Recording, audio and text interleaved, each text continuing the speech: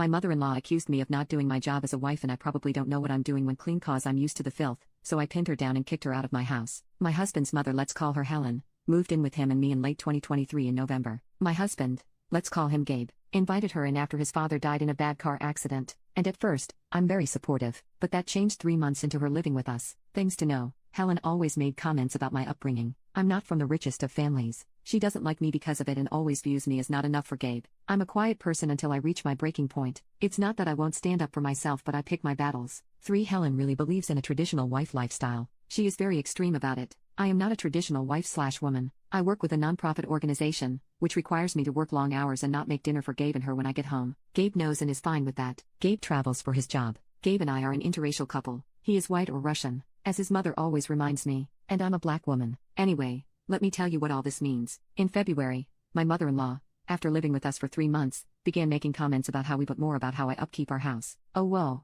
the dishes are not done. Or is it me? Or is it pretty dusty in this room? Do you often dust up? I feel like I don't see you doing that. Are just a couple examples. I'd like to note, she says these things after a 14-hour shift at work, as I sit down. But that's not the worst thing. She comments that I probably don't know what I'm doing when I cook or clean, cause I've used to the filth. Finally, I had enough when Gabe came home after a 2-week business trip, and we had a birthday celebration for him, like a surprise party, which Helen insisted on even though I said he'd probably be tired after flying for hours. But we did it, and it was almost a success until Helen said that the food was okay, but she doesn't blame me. I was pissed. She said it so loud and with a room full of people, friends and family, all look over confused, and I just put the plates and utensils on and walk outside. At this point she'd been picky about a lot that day, saying rude things, and this is my breaking point. Anyway, I walk outside and Gabe follows and we talk, and I tell him what's been going on while he's been away. He gets upset about how Helen's been treating me, and then we talk about why I haven't told him all of this. So we talk and then go back inside cause of the party and then say goodbye to our guests. After everyone has left, Gabe tells Helen we need to talk. Gabe begins to tell his mom that how she's been treating me isn't okay, and she says, and I quote, "On your mother,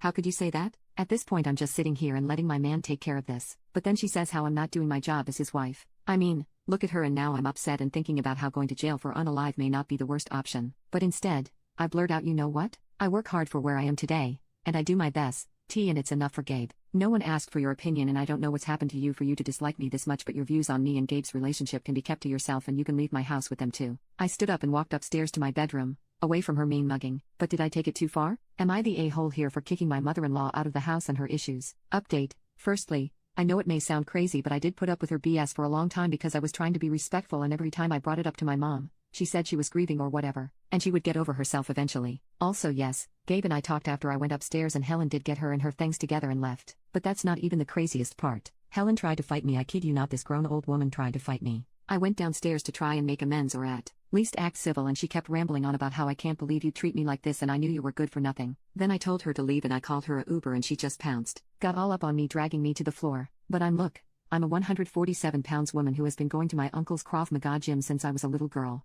I pinned that woman down so fast, and then Gabe pulled me off her, and got both of us some ice. I yelled that she needed to leave, and Gabe took her to the dining room and got her some ice. I put on my shoes and left the house. I didn't go home and called Gabe and told him I was staying at my sister's house. Second update: after I got assaulted by my mother-in-law, I drove myself to my sister's house. Anyway, my sister Jamie, for the purpose of this post, took me and cleaned me up and sat me down on her couch. Her husband took her kids out for ice cream so we could talk. So I told her everything. She said we should just do the world a solid and get rid of my mother-in-law altogether. But after I got her off that train, we landed on calling Gabe. So I did. He said he was sorry for how things turned out and that he blamed himself for not noticing sooner. After a lot of back and forth, I told him I wanted Helen out of my house. He said it isn't that simple, and I said I'm not coming home until it gets simpler. I could hear this man sigh, and then I heard him say, "Get out, Mom." And then I could hear her try to argue, but he yelled, "Get out." He got back on the phone with me and said, "I gotta call you back. I love you," and then he hung up. That was about an hour ago. My sister said I should go home and see what the situation is. Instead, I called my landlord, followed some of y'all's suggestions,